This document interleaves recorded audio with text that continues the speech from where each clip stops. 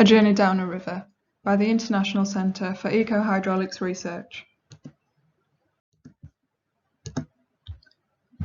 Why are rivers so important to us? Rivers can be found all across the world, and wherever they are found, humans and wildlife benefit enormously.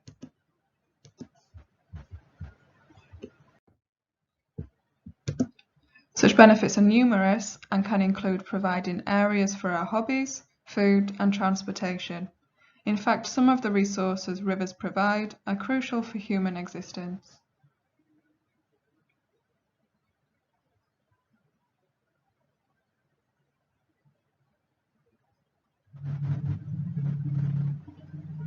Did you know the water you use at home comes from rivers?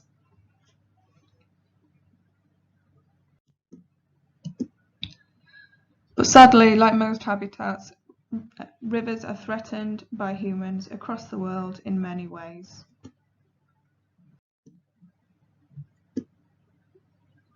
Via dams and weirs, pollution, silt, channel modification, litter, and overfishing. Let's take a better look at a few of these. Litter. Take a look at this video and identify some of the impacts litter has on the river.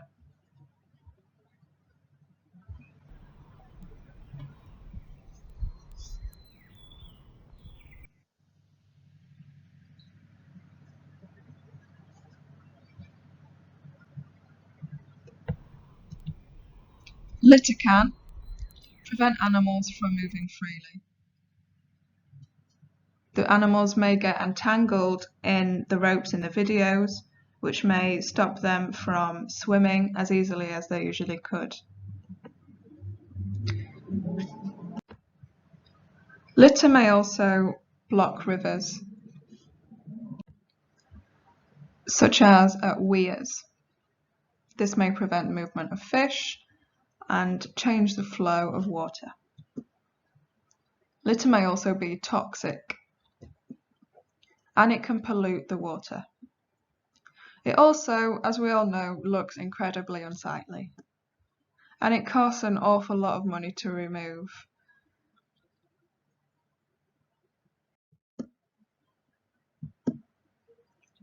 Reinforced banks and channelization.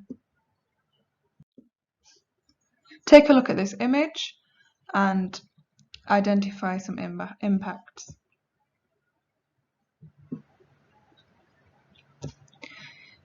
Channelization is altering the riverbanks to widen, straighten, or reinforce the river. So channel modification can give no protection for fry, also known as baby fish. Baby fish or fry like to live in the shallower banks where there are a lot of plants.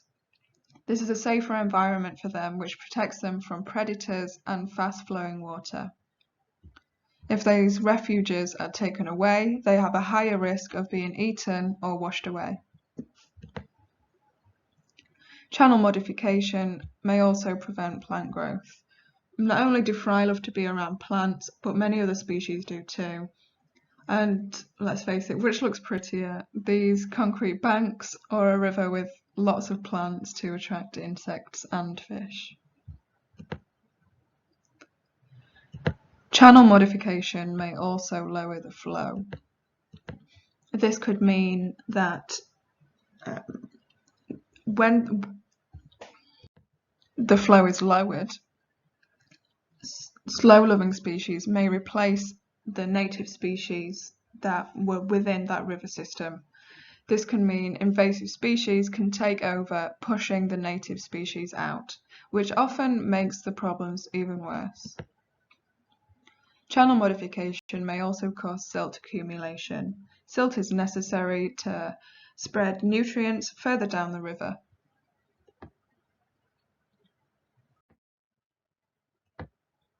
Pollution. Take a look at this video and see what impacts you can identify.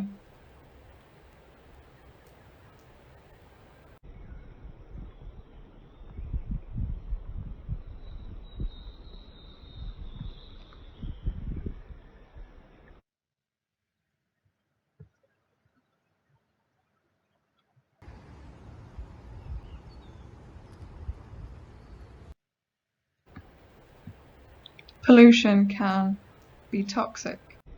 So pollution may contain pathogens or diseases and heavy metals.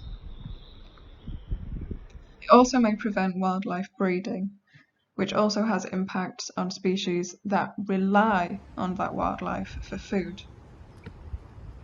It may also cause algal blooms. This is particularly the case for farming, and farmers may spread fertilizers on their fields which contain nitrogen and phosphorus.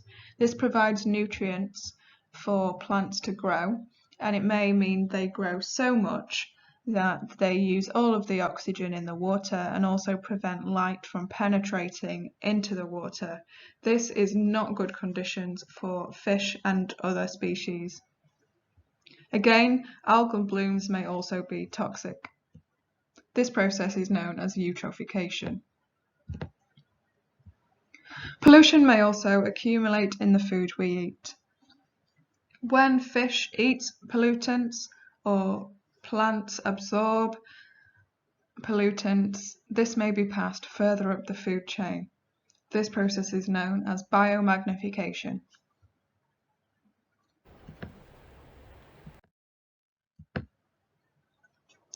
Dams and weirs. Take a look at the video and identify impacts of dams and weirs.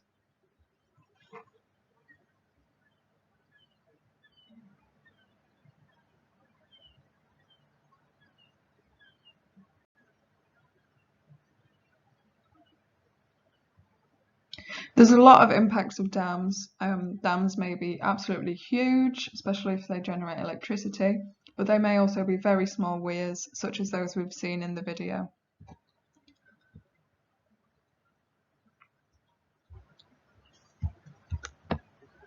A structure in a river, such as a dam, may present the passage of fish. Lots of fish need to migrate to spawn or reproduce. Additionally, if fish can't get past, neither can silt or sediment. This means nutrients can't travel down the river. Additionally, fish such as trout and salmon need gravel to spawn, and this gravel could get stuck upstream of a dam. A dam changes the flow both upstream and downstream. This will change the species composition, since not all species like to live in slow or fast-flowing habitats. Invasive species may love this, however, and decide they want to live there, but this isn't so good for the native species. Finally, pollution may build up at the dam, and this is pretty good for downstream habitats. However, it can lead to incredibly large concentrations of pollution upstream. So as we've seen from all of these different impacts, dams and weirs can change the biology of a system over huge distances, particularly if dams are in succession, so there are multiple dams on one river. But there's hope. Maybe we can manage these impacts. Here at ISA, our research focuses on tackling some of these issues, particularly in relation to fish migration and river restoration. At dams and weirs such as these, we can direct fish to safe routes called fish passes. We can do this using behavioural methods which use the fish's natural response to different stimuli. Some people, such as myself, use sound which some fish can hear.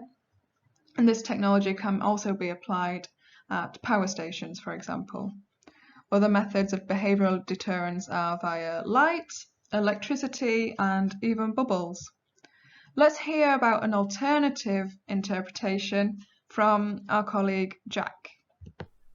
At ISA, we're also looking at how damaging structures, including dams and weirs such as this one, might provide some unexpected benefits through their interaction with invasive species. Invasive species are those that have been introduced outside of their native range by human activities, with examples including animals like carp, crayfish, and even goldfish, as well as plants like water primrose and floating pennywort. These species can do a lot of damage to local plants and animals, but it might be possible that dams and weirs can actually stop them spreading. In fact, we have shown this using experiments at ISA, where crayfish really struggle to get past even a small weir in the lab. That said, it might be possible that it's the complete opposite. As you've already seen, dams and weirs cause a lot of changes to the habitat, and these changes can actually help invasives. As with everything in rivers, it's a delicate balancing act between dams and invasives, and it's really important to think about the costs and the benefits of both. At ISA,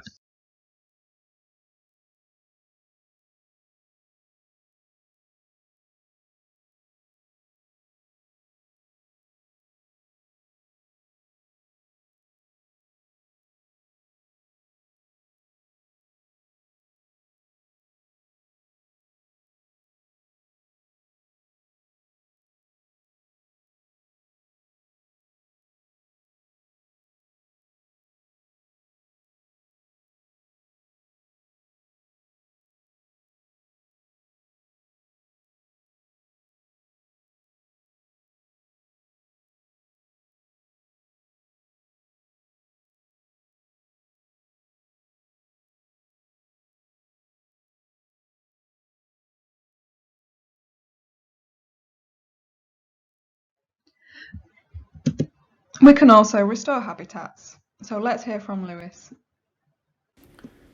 Additionally, restoring rivers to a more natural state can be used to reduce the impacts of humans.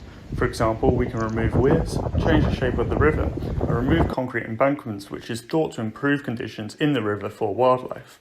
Here at ISA, we are assessing the effectiveness of restoration for improving wildlife in rivers local to Southampton.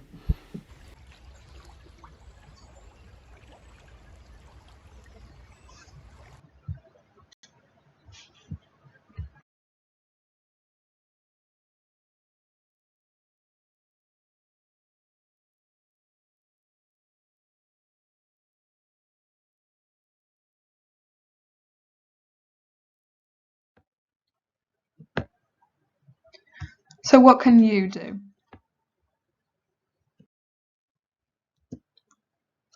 Spread the word.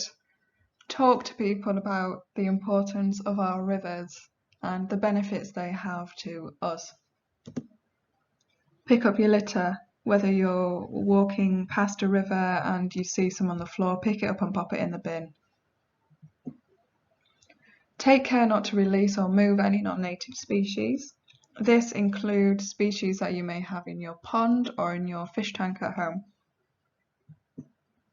And get involved with local conservation groups. There are plenty in Southampton.